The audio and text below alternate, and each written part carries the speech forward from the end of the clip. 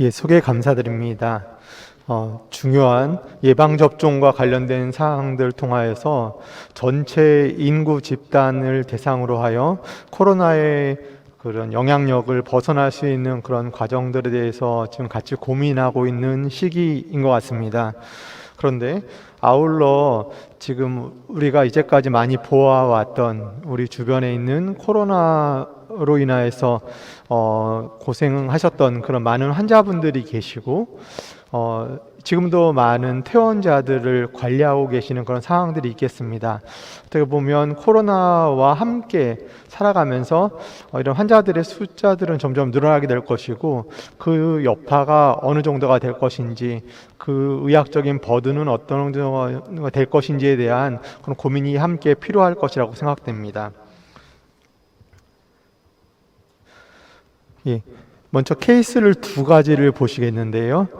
먼저 첫 번째 환자분은 53세 남자 환자분으로 특별한 기왕력이 없었던 분이지만 인공호흡기 치료까지 하시고 한 달째 이제 퇴원 후에 방문하셨는데 이때도 속보하면 숨이 차서 빨리 걷지 못한다 하시고 엑스레이를 찍어보거나 CT를 찍어보았을 때 이제 파이브로시스라고 말하는 혹시 영구적인 손상을 주는 것들이 있지 않을까라는 그런 고민이 되는 그런 사진을 보여주고 있습니다.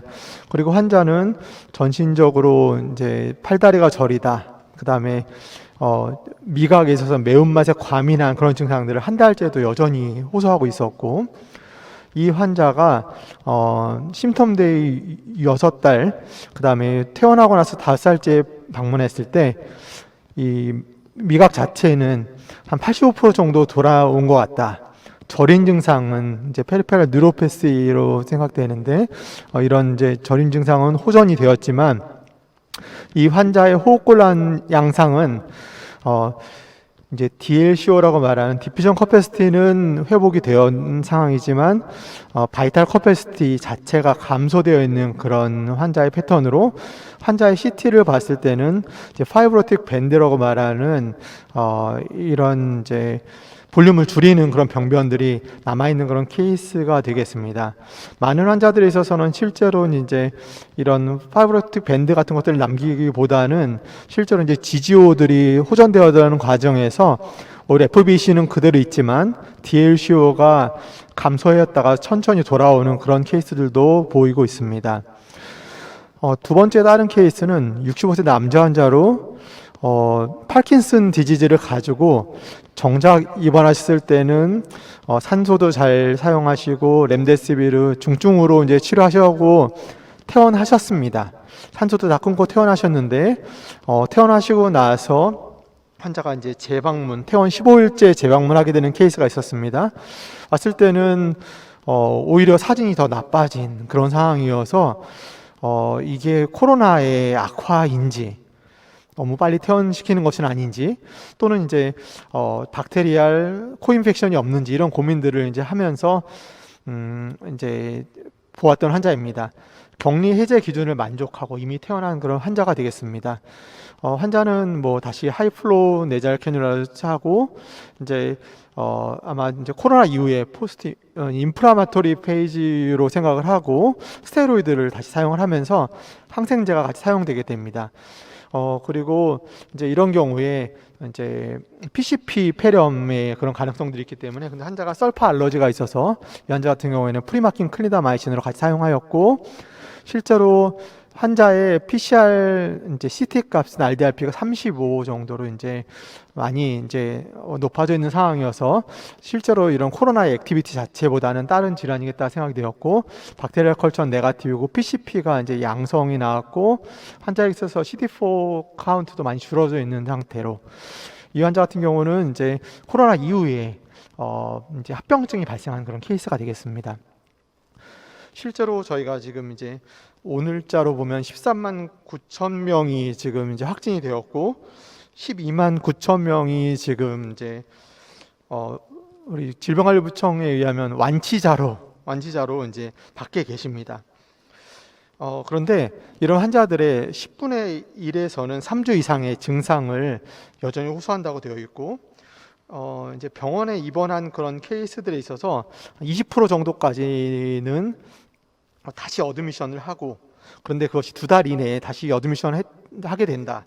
그리고 그 중에 이제 가장 흔한 것은 코로나 자체에 의한 이제 인플라메이션 이런 것들 때문에 문제가 되고, 그 외에 이제 sepsis, 뉴모니아, 하트 페일리어 같은 것들을 일으키고, 그 다음에 이제 모탈리티 레이트는 이런 사람들에서 오히려 20%까지 된다라고 말합니다.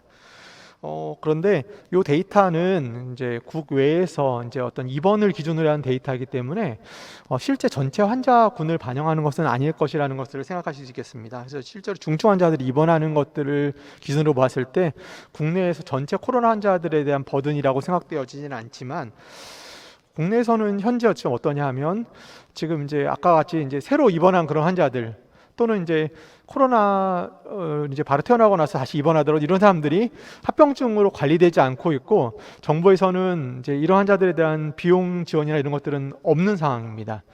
그래서 관리가 되지 않고 이 사람 중에 몇 명이 도대체 이제 포스트 코로나 신드롬으로 고생하고 있는지, 그리고 또는 사망하고 있는지, 이런 데이터들이 참 앞으로 필요하지 않을까, 그렇게 생각이 되어집니다.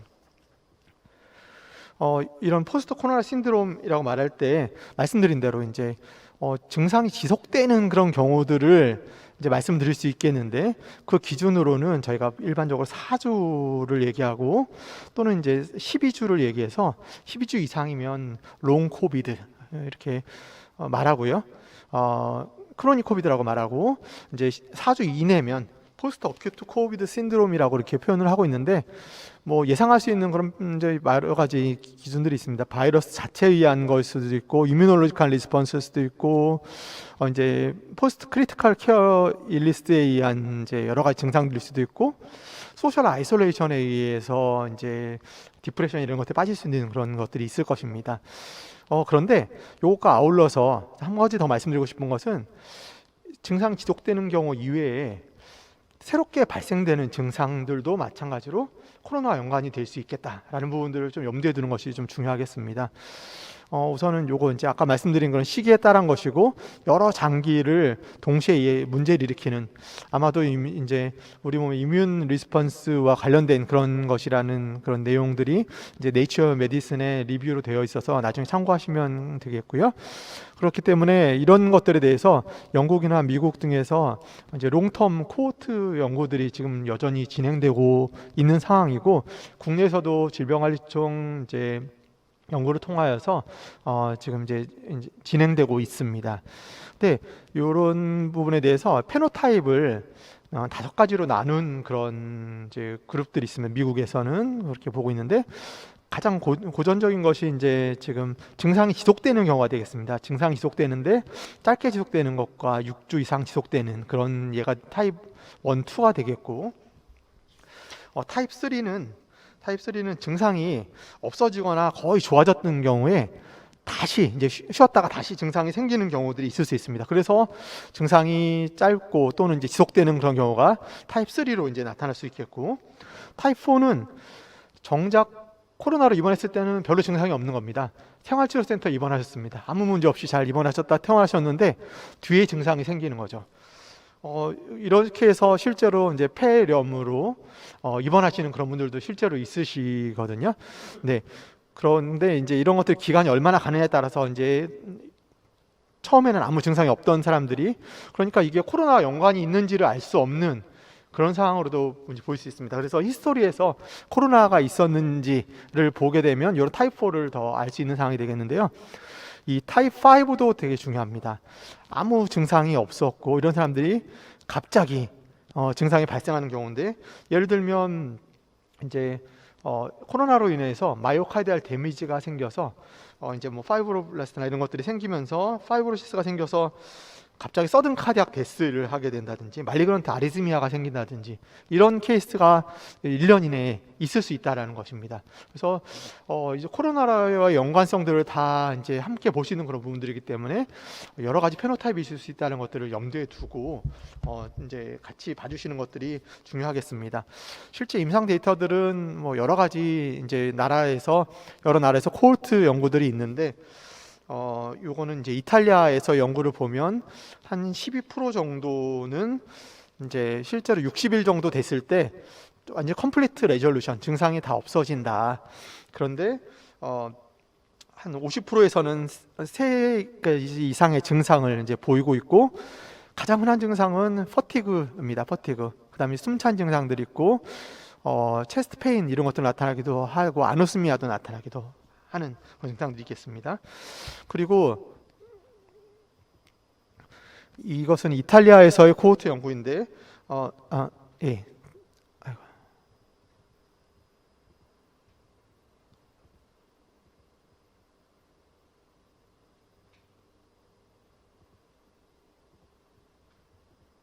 예.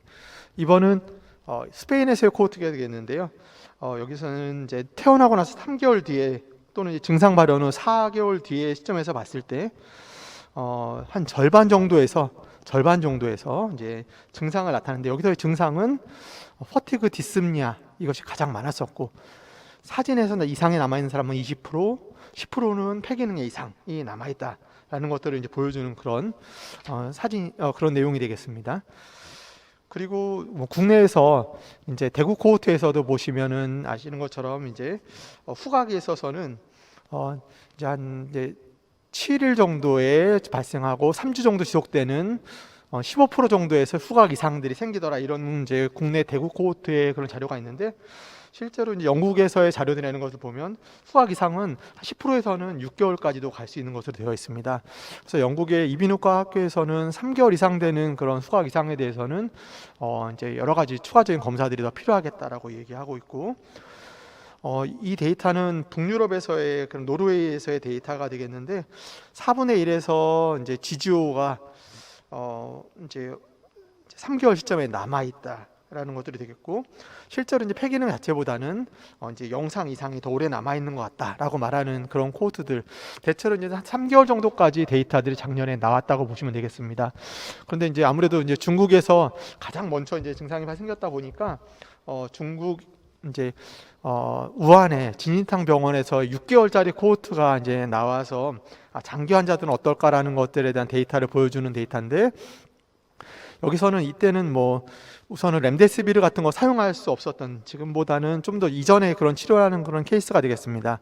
이 케이스들은 기본적으로는 중증 환자들이 많이 포함되지 않은 그런 6개월의 코호트가 되겠는데요.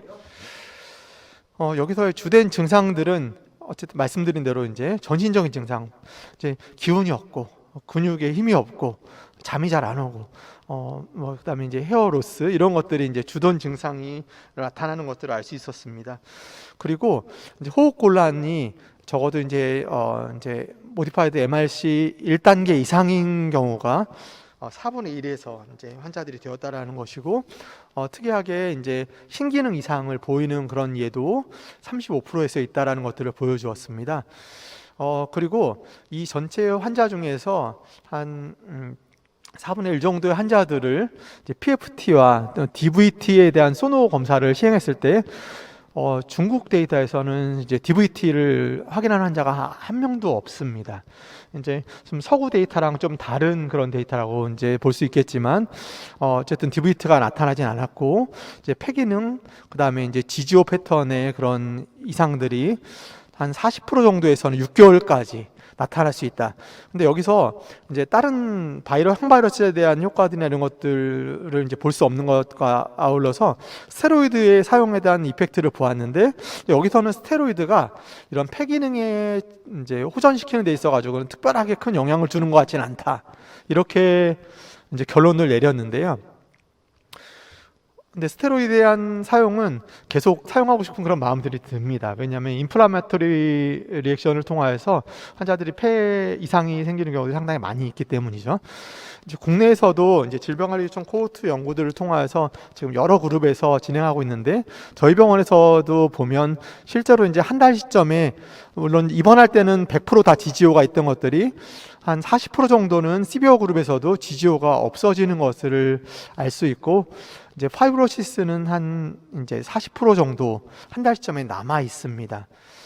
그리고 이런 환자들이 팔로우업을 해보았을 때 한 4분의 1은 한 달 시점에 병변이 소실됩니다. 실제로 환자들이 초기에 파이브로시스가 남아 있더라도 실제로 팔로우하면서 파이브로시스가 없어지고 지지호가 없어지는 그런 과정들이 겪게 되는데, 이것이 몇 달까지 도대체 이제 없어질 것인가라는 부분에 대한 그런 이제 판단이 필요하겠다고 생각이 되어집니다. PFT도 마찬가지로 이제 아까 말씀드렸던 대로 이제 DLCO의 감소를 통하여서 환자들이 가만히 있을 때는 이상이 없는데 산에 올라간다든지 계단 올라간다든지 이럴 때 이제 숨찬 증상들이 이제 남아 있는 것들이 있는데 점진적인 회복이 있는 것을 알 수 있습니다.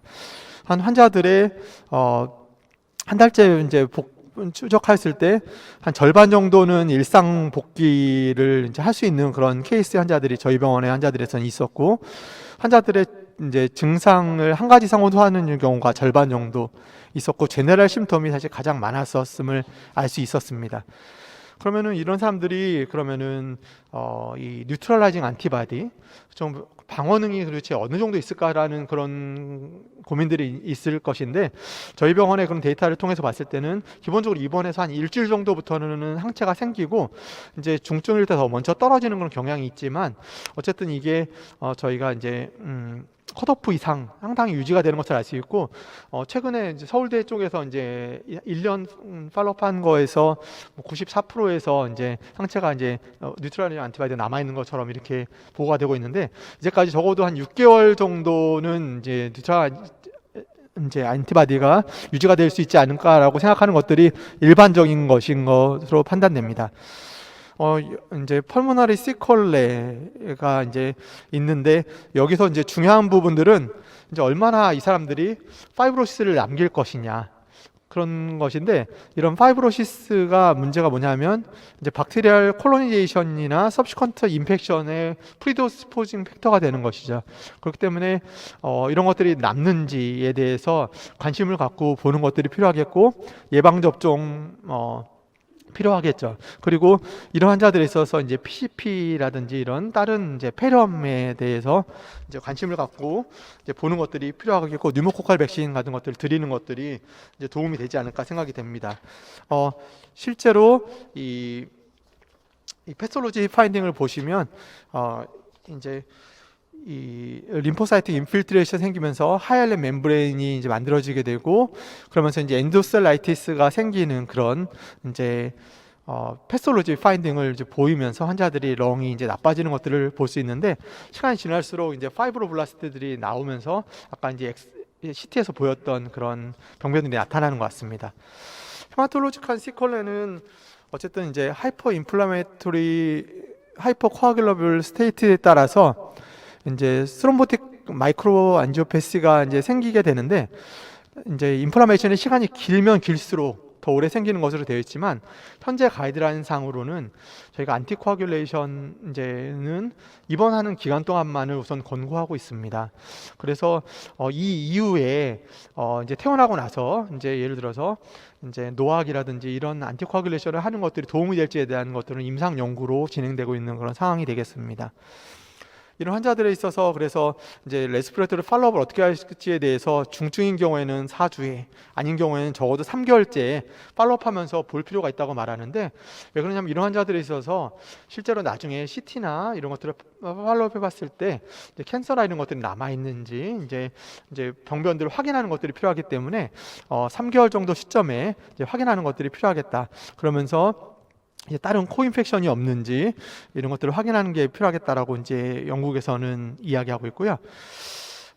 이제 저희가 두 번째 케이스에 말씀드렸던 것 같은 그런 인플라마토리 리액션으로 오게 되는 그런 환자들이 오가나이징 뉴모니아가 될 수 패턴일 수 있겠는데, 이런 환자들을 이제 영국에서 구조화된 그런 설문과 이제 검사를 통해서 평가했을 때 CT상에서 한 15% 이상의 그런 병변이 남아있으면 실제로 환자에게 증상을 유발할 수 있는 그런 이상이 있기 때문에, 이런 환자들에 있어서 CT와 추가적인 검사를 해서 보았을 때 우선은 중요한 것은 환자가 숨찬 이유가 스럼보 엠볼리즘과 같은 이제 치료 가능한 다른 병변이 없는지, 세균 감염이 없는지에 대한 감별이 필요하고, 이런 것들이 아닌 오가나이징 뉴모니아의 그런 형식일 때 이런 환자들에 대해서 스테로이드를 이제 주는 그런 연구들을 통해서 보았을 때 실제로 이제 스테로이드를 2주간 그런 사용하는 그런 치료를 통하여서 실제로 이제 PFT에서 이제 디퓨전 커패시티 이런 것들이 호전이 있음을 보인 그런 연구들이 있습니다.